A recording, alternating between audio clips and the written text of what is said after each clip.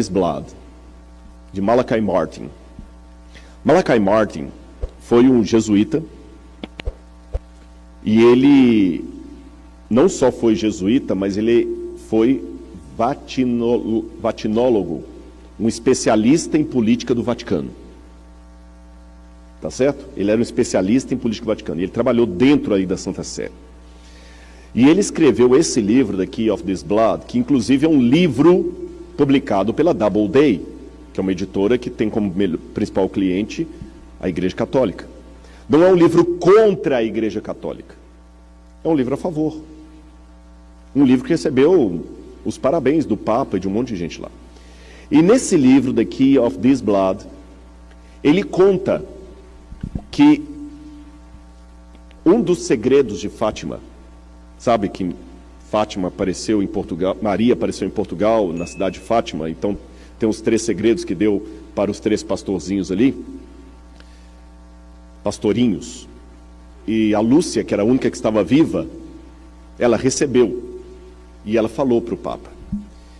E o Karol Wojtyła, esses dias eu pedi a alguém que fala polonês para me corrigir a pronúncia, Karol Wojtyła, que era o nome do Papa, ele sofreu muito na mão do comunismo na época da Polônia.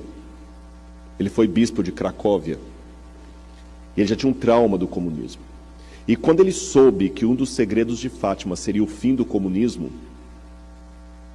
ele assumiu seu pontificado dando uma mensagem: eu vou reformar a igreja e vou acabar com o opositor da igreja, que é o comunismo.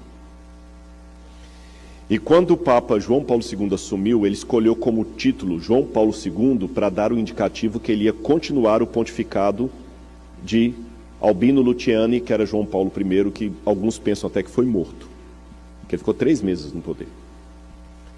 E a primeira coisa que João Paulo II fez, a estratégia dele foi brilhante. O que era o papado até João Paulo II? O Papa era apenas um homem que ficava preso dentro do Vaticano. Porque quando em 1929, Benito Mussolini, com o Tratado de Latrão, devolveu para a igreja Santa Sé, a exarca de Ravenna, que é o Vaticano, o Papa se tornou uma espécie de prisioneiro do Vaticano. Ele quase não saía dali. João Paulo II começou a andar pelo mundo. E a estratégia dele foi muito interessante. Ele foi ao Brasil, ele arrebatou multidões em 1980. Eu vi pessoalmente João Paulo II. Eu me lembro como eu fiquei emocionado na época. E ele passava e ele tinha uma inteligência tremenda, um jeito manso de falar. Ele decorava frases e um pouquinho daquela língua ali, porque pelo menos o latim, o italiano, o polonês, o inglês e o alemão eles falavam. Então daí já fica fácil você pegar o espanhol, etc. Aí ele pegava algumas frases e, dispensando o tradutor, lia a homilia dele na língua local. E ele foi para o Brasil, o maior país católico do mundo. E ele falava: "O Papa não vos esquecerá jamais." A juventude entrou em êxtase. E ele já começou dando sinais de um grande líder. Quando ele desceu no aeroporto, estenderam o tapete vermelho. Ele saiu do tapete vermelho, tirou o solidel da cabeça e beijou o chão. Sinal de humildade. A juventude, E assim ele começou a percorrer a América Latina. Depois Medellín. Depois para onde que ele veio? O maior país protestante do mundo. E quando ele esteve aqui, os ginásios lotaram de jovens americanos, clamando pelo Papa. Chegaram até a falar assim: o Papa é pop. Até teve uma música no Brasil com esse título, Papa é pop. Automaticamente, Ronald Reagan não podia ignorar um líder como aquele. O chamou à Casa Branca. Da Casa Branca, esse livro é dessa grossura, conta tudo isso. Eles já saíram com a estratégia costurada ali de como iriam acabar com a União Soviética. Costuraram nos bastidores da história para que Mikhail Gorbachev, um católico fervoroso, assumisse a presidência da União Soviética. E Mikhail Gorbachev, costurando com Ronald Reagan e João Paulo II, proclamou a perestroika e a glasnost. Em pouco tempo, caiu a União Soviética, depois o Muro de Berlim, e não existe mais a União Soviética. E os Estados Unidos, até então, viviam à sombra da Guerra Fria, com medo do que o mundo podia acabar. Os que viveram antes disso lembram. E nem um tiro foi dado por ninguém, e nem os repórteres acompanharam. Tudo pelos bastidores. E o Malachi Martin diz que muitas pessoas se enganam pelo silêncio do Vaticano, achando que o catolicismo é um poder ultrapassado. Não é. Há mais coisas para o futuro. Vejam, eu falei algo que, por um primeiro momento, pode parecer teoria da conspiração, mas eu estou dando a fonte. E esse livro não é o único, não, é apenas um, mas é uma bibliografia, não é um livro só, não. Como mineiro, eu digo assim, as pesquisas que eu faço são um queijo de várias vacas. Não tem assim, Rodrigo, qual que é o livro que você lê para poder... Não tem um livro, são vários. São 1000 páginas de leitura para 10 minutos de palestra. Mais recentemente, Zygmunt Bauman, um dos maiores teóricos do século XXI, que morreu recentemente, que criou o conceito de sociedade líquida, e ateu e comunista. Ateu e comunista. Ele tinha um... Não era bem comunista, mas ele tinha uma simpatia pelo comunismo. Uma simpatia. Zygmunt Bauman disse o seguinte: o Papa Francisco é a minha esperança. Porque Zygmunt Bauman percebeu o seguinte: o mundo hoje, por que ele chama de sociedade líquida? O mundo não tem mais firmeza, não tem consistência. O que é o líquido? O líquido está aqui, ó. Enquanto está dentro dessa garrafa, ele está nesse formato. Se eu tirar dessa garrafa e colocar num copo, ele assume o formato do copo. Se eu tirar do copo e colocar num prato, ele assume o formato do prato. Mas se eu quebrar o prato, o líquido derrama, ele não tem consistência. O mundo hoje não tem consistência, a família não tem consistência, os filhos não têm, o mundo está perdido. Só que Bauman está chegando à conclusão que ele não tem solução para o mundo, mas quando ele teve um encontro com o Papa Francisco, ele falou: esse homem. E eu vou dar mais um resumo para vocês.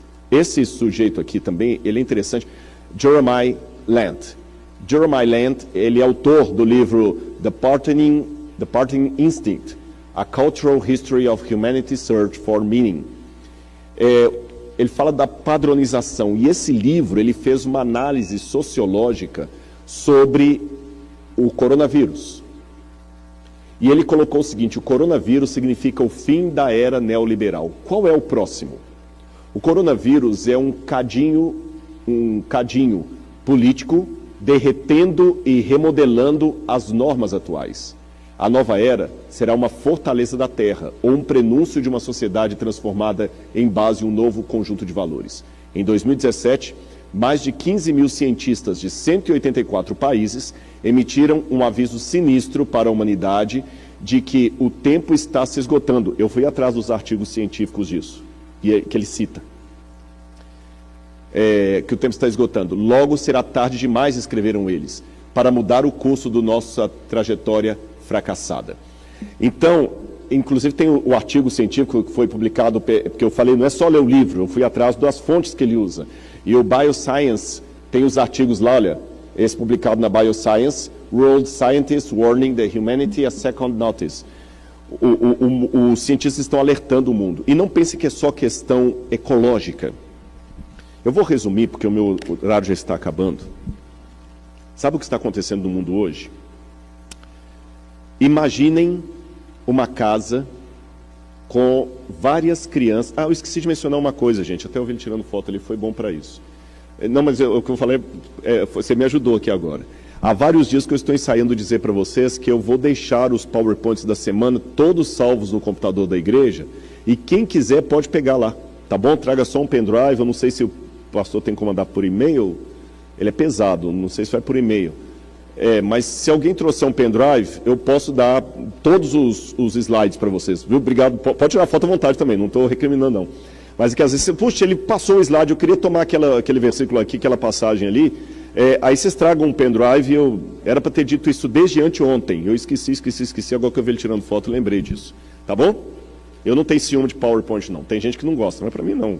Posso dar à vontade, clique nos links lá, etc. Lembrando, é claro, que eu só estou dando aqui uma pinceladinha das bibliografias. Mas continuando o que eu estava dizendo, imagine por um instante uma casa cheia de objetos cortantes, objetos inflamáveis, pontiagudos, e 5 crianças hiperativas dentro dessa casa, sem nenhum adulto para colocar ordem no cenário. Já imaginou a tragédia? Sangue para todo lado. Pois essa parábola que eu acabei de criar aqui agora, isso é uma parábola. É a maneira mais didática que eu encontro para explicar para vocês, à base de tudo que eu tenho lido dos acadêmicos, qual é o futuro, qual é o estado atual do mundo. Leiam também esse livro do Yuval Harari, 21 lições para o século 21. Esse livro, A Estrada para o Futuro, do Bill Gates, que é mais antigo, e outros mais que eu poderia citar aqui. Eu vou dizer para vocês qual o significado das crianças hiperativas numa casa com objetos cortantes, pontiagudos e inflamáveis. A primeira criança imperativa que está... E lembrem, crianças que estão numa casa sozinhas sem nenhum adulto, nenhum pai para botar moral. É um perigo, não é? Primeira criança imperativa do mundo. Internet. Quem controla? Ninguém. E a pior ameaça para o seu filho pode estar no quarto dele, no computador ou no celular. Lembra da baleia azul? Ensinando as crianças a suicidar? Na internet você pode colocar de pedofilia a armas nucleares. Você pode ensinar na internet. Isso que eu não estou entrando na Deep Web. A Deep Web é pior ainda. A Deep Web é como se fosse o basement da internet, onde os hackers conseguem entrar para se reunir e ali eles fazem de tudo. De tudo. E cada dia que passa você sabe que o seu destino está sendo controlado por algoritmos de internet. Eu recomendo vocês, eu não coloquei a imagem ali, que assistam também o documentário O Dilema das Redes. Em português é O Dilema das Redes, eu não sei como está em inglês. Se alguém conseguir achar o nome em inglês aí, eu posso passar em inglês. Em português é O Dilema das Redes. Vou dar um exemplo para você. Você já entrou em alguma página que fala assim, você tem que clicar assim, I'm not a robot. Aí você clica ali. Qual que é o nome em inglês? The Social Dilemma. The Social Dilemma. Aí você clica lá, eu não sou robô. Aí logo em seguida, ele aparece em 6 quadros. E fala assim, aponte os quadrinhos que tem um semáforo. Sabe por que você faz aquilo? A inteligência artificial está sendo elaborada e ela está em evolução. Você está treinando a inteligência artificial para reconhecer de maneira mais rápida elementos, cada vez de maneira mais sofisticada. Então, quando você está conversando sobre cachorro com seu colega, e quando você abre o celular, começa a aparecer um monte de propaganda de ração para cachorro, não é coincidência. Os algoritmos conseguem até sugerir o que você deve escolher e até prever a sua escolha. Quem controla a internet? Um hacker pode acabar com a bolsa de valores. Hoje fala-se muito do cyber security, mas eu queria falar do terrorista, cyberterrorismo, terrorista cibernético. Primeira criança, internet. Quem controla? Ninguém. Segunda criança, ecologia. Eu sei que se eu entrar no mérito aqui, a Amazônia é do Brasil ou não é do Brasil, isso dá uma polêmica. Mas o fato é o seguinte, se a Amazônia pegar fogo, o mundo inteiro passa aperto. Se os Estados Unidos não diminuírem a emissão dos gases, as calotas vão derreter. As calotas vão derreter. Quem controla tráfico, quem controla crimes ecológicos? Ninguém. É uma criança imperativa. Terceira criança imperativa: tráfico de drogas e de armas. Quem controla isso em nível mundial? Ninguém. Apesar do FBI, apesar de todo o sistema de segurança, as drogas entram aqui à vontade, armas entram, saem, os traficantes estão armados no Rio de Janeiro com metralhadores israelenses, não sabe como, o exército não tem aquela arma, mas o traficante tem. Lá na Colômbia, o guerrilheiro tem. Quem controla o tráfico de drogas e de armas? Quarto, quem controla a Bolsa de Valores? Bolsa de Valores é apenas uma maneira inteligente, simpática de falar de especulação. Ninguém tem o dinheiro. Por isso que os economistas estão vendo que, em pouco tempo, a economia do mundo vai quebrar. Por isso que eles estão sinalizando criptomoedas, moedas que não são mais baseadas no lastro do ouro, do Tesouro Nacional, porque ninguém controla. Uma declaração de um ministro faz cair a Bolsa de Valores, faz o dólar aumentar no Brasil ou diminuir. Um vírus como esse aí, e pode ter certeza, boa parte da crise econômica que o mundo mergulhou por causa do Covid, não foi uma crise real, foi uma crise especulativa. Vai faltar trigo. Todo mundo entrou em desespero. Começa a estocar, corre para o mercado. Quem controla? Se cair a Bolsa de Valores em Tóquio, você nunca foi lá, mas você pode perder o seu emprego aqui porque caiu a Bolsa de Valores de Tóquio. Vocês notaram essas crianças que estão soltas no mundo? O que é que nós precisamos? Esqueça a profecia por um pouquinho. Vou até fechar a Bíblia. O que é que nós precisamos para controlar essas crianças? Um adulto com moral. Em outras palavras, o mundo precisa de um governo único. Não é uma questão que eu acho ou deixei de achar. Tem que ter. Entenderam? É uma questão do médico que falou o seguinte: olha, sua coluna esfarelou. Eu não estou perguntando se você quer ou não quer ser operado. Você tem que ser operado. E agora? A veia do coração entupiu. Não estou perguntando se você quer ou não quer. Tem. Não é a sua opinião que estou perguntando, estou te dando informação. É apenas saber quando e quem vai assumir. Tem que ter um governo único. Uma vez que eu falei isso na internet, alguém falou assim: Rodrigo é globalista. Não, não sou. Eu estou apenas admitindo uma realidade.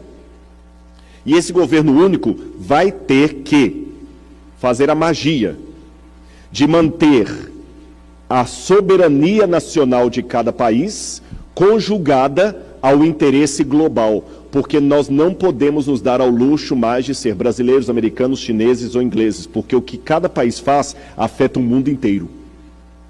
Então precisamos de leis universais, governo mundial, para controlar Bolsa de Valores, para você não ser ameaçado por causa da declaração de um ministro lá atrás, para controlar a alta dos preços ou a baixa dos preços, alguém que consiga controlar a internet de tal maneira que você não tenha problema com um camarada com um site lá em Taiwan, mandando pornografia para sua filha em Washington.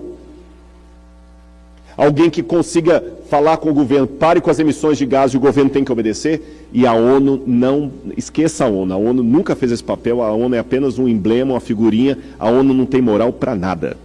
Tanto é que a ONU não conseguiu resolver nenhum problema dos palestinos com os israelenses. Então o que estão se costurando agora? Assim como na época que Malachi Martin falou, estavam buscando um governo mundial, perdão, a queda do comunismo, agora também, enquanto eu estou falando, reuniões estão sendo feitas. Eu não sei quais, porque se eu soubesse quais, eu teria que ter uma fundamentação, senão eu caio na teoria da conspiração. Eu sei que coisas estão acontecendo. Quais, eu não posso prever os detalhes. Mas tudo está acompanhando para um governo único. E o que me chama a atenção no Apocalipse, é que eu termino, é que o anticristo, diferente dos outros governos, esse será um governo mundial, que vai controlar tudo. A minha dica para você: Quando você vir que esse governo está mundial, ligue o pisca-alerta.